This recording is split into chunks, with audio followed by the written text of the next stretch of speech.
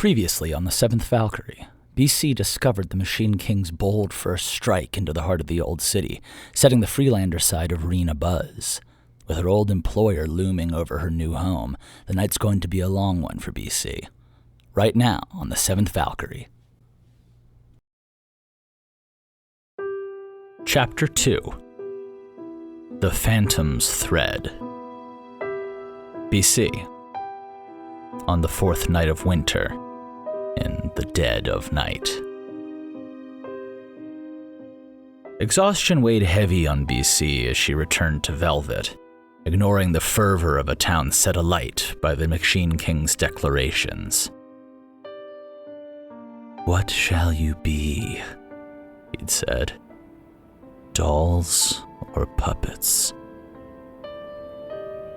Not long after Velvet's force had set upon the old warehouse, security teams from across the pit had arrived. Representatives from the four families gathered others from the smaller gangs and organizations. It was enough people that news had spread through the old city like a flame.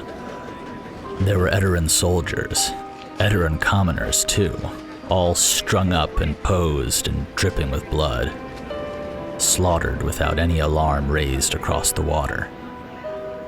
And what was more, the untouchables in the old city, the pit staff, were hung up like toys on display. There was a force seemingly more dangerous now than even the four families, and it was alive, and it was here, and it might be waiting around every corner. There were mutters, whispers, rumors, and plans, suspicious looks and hushed conversations cut off just too late, and the spinning tales that would be alive and churning by morning would be all over the city. It was just like the Machine King would want. As the bodies had been cut down, the captured staff whisked away, guarded to safe locations, May had almost asked BC to stay and oversee things.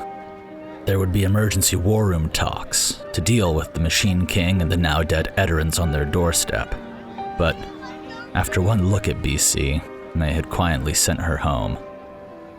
That was not work for tonight. Not for right now. In hushed words, the old wild woman whispered to BC that they would talk in the morning. And with a stray glance that carried about as much love as Velvet's matriarch could muster, May had faded into the busy crowd, leaving BC to stride the terse, quiet streets back towards the pit. For the second time in as many nights, the alleyways twinkled with the lights of hundreds of ferrets and half-illuminated lanterns, gifts humming just out of sight. The old city's fortress, with 1,000 eyes and the forces of nature waiting around each corner, no longer seemed so invincible. As BC entered Velvet, she breathed out. Each set of nervous, suspicious eyes meeting hers, each set of hushed words from acquaintances asking for a truth BC couldn't give. It had beaten her down. Breathing back in the musky air, the scent of sex and celebration, she leaned against the door. Maybe, just maybe in the heart of the pit, there was still some safe place. With heavy legs, she climbed the stairs through the empty club room, up past VIP, up past the private rooms to her quarters, where the warm scent of incense and the sleepy warble of Fudge the Woolymons greeted her. Not even taking the time to undress, she simply walked to her bed and fell flat across it, scarcely having time to grab a pillow and mushing her face into it before she slipped away, fading away with the sound of thunder over the ocean. Sometime later, deep into the night, the creaking slam of the door to BC's courtyard garden startled her from sleep. She slid off the bed as thunder groaned through layers of stone. Out in the garden, sheets of rain blasted down into the little courtyard where she kept her garden, wind and water forcing the door open and then slamming it closed again. Groaning, BC crawled over the bed and oozed onto the floor, sliding across the ground and forcing the door shut against the wind. then locking it and throwing the blackout curtains closed with great effort. The room fell totally dark again. She made her way to the bed, scaling it just enough to lay back on her pillows, still above her blankets with boots on. She was still slightly convinced that maybe she could just sleep all this trouble away. But spreading out to rest, her hand brushed against a crinkled parchment. BC's eyes flashed open. There had been nothing there when she went to bed. With her heart pounding and already half knowing what she'd find, BC strode to the lantern and struck a fire starter, filling the room with a low glow. When she lifted the lantern, she cursed as the light shined on a parchment note wrapped in gleaming thread on her pillow. She was practically in a daze as she made her way to the bed and opened the rolled parchment, letting the iron-woven twine fall to the ground. She began to read. And so, the moon passes in front of the sun. Storm makes it difficult to sleep, surely. Perhaps we can reignite our acquaintance, love. It was signed K.K. With trembling hands, PC carefully made her way to the embers she kept alight in the brazier. She ignited the letter, watching it burn back down to nothing with blank eyes. Then she walked to the wardrobe, reaching to the back and lifting up the first false bottom, where she kept more of her hard drugs. Then she reached to the back of the first false compartment, lifted it up, and deposited the tray on the floor. Beneath it laid the second false compartment, which now lay open, bringing with it the clammy scent of 3 years of sealed air. Hidden beneath the drugs were 2 star steel blades, commissioned a lifetime ago. They were perfectly weighted, balanced to be thrown, never dull, and to her knowledge, they were unbreakable. Lacing up her boots, she reached to her concealed holsters, dropping the functional substitutes she carried with her onto the floor. Then, with a smooth whisper of sliding metal on leather, she laid the star steel blades at her hips and armed herself. Krona had always loved his riddles, but this one was easy. The moon crosses in front of the sun. Eclipse. Reaching back to the hidden drawer, she also took out her shimmering black war jacket, which was just as beautiful after 3 years in storage.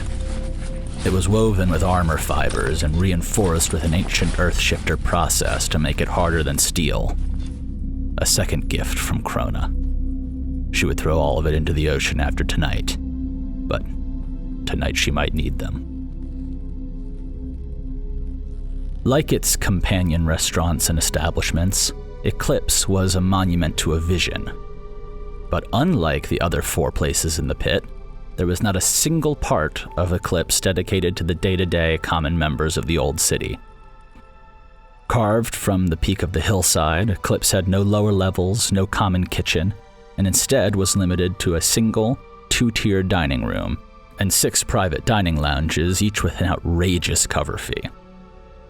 In return, the restaurant served cuisine regarded as perhaps the greatest in the known world, under the guard and careful thought of the Mylar, a family line drawing allegiance to no land, no race, and no creed except the pursuit of culinary excellence.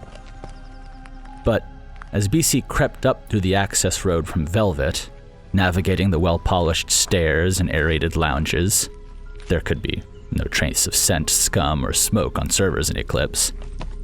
She was surprised to find 2 perfectly uniformed members of the Mylar awaiting her. Miss Blair, we've been eagerly awaiting your arrival. We hope that you're prepared for an unforgettable evening, the first of them said, in flawless Edarin without trace of an accent. They both bowed. May we take your coat? BC strode up the stairs to meet them. What, did Krona put you up to this? She asked under her breath.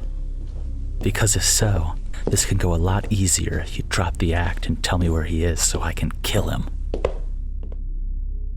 The second of the Mylar spoke. Your host for the evening made it clear that you might be surprised by this invitation, but he assured you that he has made the necessary preparations to ensure your enjoyment of the evening. So Krona had a plan. Of course he did. And where will we be dining this evening? BC asked through gritted teeth. Under the star's eye, the first of the Mylar said. Thank you, BC said with false politeness, and breezed past them into the kitchens. At any time of day or night, 3 to 4 of the Mylar might be running the cooking pit, which blazed bright red with custom fixtures carved of magma stone stoves. There were also flare crystal ovens, hewn oak braziers and wood fires, sea stone salt agers, Everice snap freezers, and a host of ingredients and products sourced from the 7 corners of the world. But tonight was no ordinary night. Despite the late hour, the Mylar were out in force, and it was actually with great caution that BC navigated through the kitchens. Around her, 2 servers had followed, joining a fleet of 6 others who watched with silent, easygoing gazes. BC dodged the blazing flames, and the parade of ingredients and chefs and cookware that were all humming in unison, before slipping out through the 3 levels of doorways and up the stairs into the dark firelight of the dining room. Above the cooking pit, the circular dining room was laid on a platform of black stone that had a gentle offset from the walls which surrounded it. This allowed in a warm light from the kitchens underneath, which was designed to be like that of a constant solar eclipse, a golden ring lighting the dining room.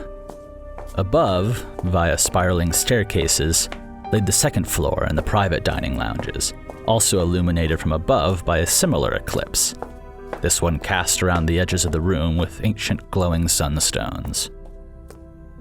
But the real beauty of the second floor came from the light of the stars beaming in through the star's eye, a single sheet of curved crystal glass handcrafted centuries before, which faced the western sunset over the ocean. Some call the eclipse the jewel of the old city. Others called it the jewel of the whole world. It was said that thief kings and Edoran generals had dined in eclipse, pirate lords and the gods themselves, and no one but the Mylar and the staff, hand-selected from around the known world, would ever know exactly who. BC continued to be ushered onward by 2 more silent Mylar, who opened the doors and made no motion to follow after her. The lower dining room was dark, entirely still apart from the soft glow against the black stone walls. Silent, except for the crackling of the flames and the gentle ticking and whirring somewhere above her. Breathing deeply and walking more calmly than she felt, BC made her way around the long, gentle, spiring staircase to the second floor. That ticking hum had grown louder, emanating out from a single figure sitting at a table in the darkness. Any other night, his hair and metal appendages would have gleamed in the starlight, but tonight, with the storm still raging, she could barely make him out. A gleaming flash of lightning, silenced by the perfect acoustics of eclipse, lit his outline, and lifting a glass to the air, he spoke. "Hello, Blair," he said. His voice was just the same as always, gentle and elegant, and more than anything, confident, like he knew something you didn't. "It has certainly been a while." BC's knives were in her hands before she was even sure she'd reacted. "Give me a reason I shouldn't kill you right now," she said. "I'll do more than that. I'll give you 5, he said, leaning back in his chair and drinking from the glass. "Number 1, did you forget who taught you how to use those knives? So unless you've been training with an amazing teacher in secret, you're still, well, a bit beneath my skill level. Second, as for your darker, more beautiful inclinations, which could certainly give me a run for my money, well, I've thought of that particular power of yours well ahead of time. He reached over and flipped one of the high-backed chairs behind him over. Out spilled a bound, gagged, blindfolded, and ear-muffed hostage onto the floor. A hostage wearing the distinctive uniform of velvet. Now, I wasn't sure which one of these girls was your favorite, so I took several just to be sure, he said, gesturing towards the rest of the table, where another flash of lightning revealed the outlines of 4 more velvet girls.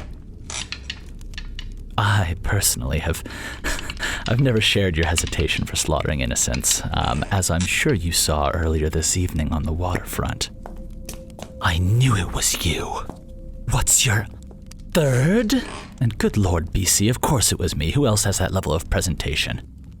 Third, what was I saying, before you rudely interrupted me? Third is because I have ordered an absolutely fantastic meal for the 2 of us to partake in, complete with any enhancement substance you'd care to accent it with. He swished the glass around to make his point. The Mylar have such lovely herb and wine, after all. Fourth is because no matter how much you hate me, you could never resist hearing me out. I guess I'm just too devilishly entrancing. And finally, fifth is because I'm asking you nicely, BC. I'll even say please if you want. You promised me my freedom, BC said, stepping forward aggressively, but stopping at a casual gesture from Krona, who laid his whirring metal arm around one of the girls. You swore it! That was our deal. May bet her life, and you agreed. Now, I don't see you in chains. I don't see you bound and gagged like the women and men at the wharf, like my lovely table companions.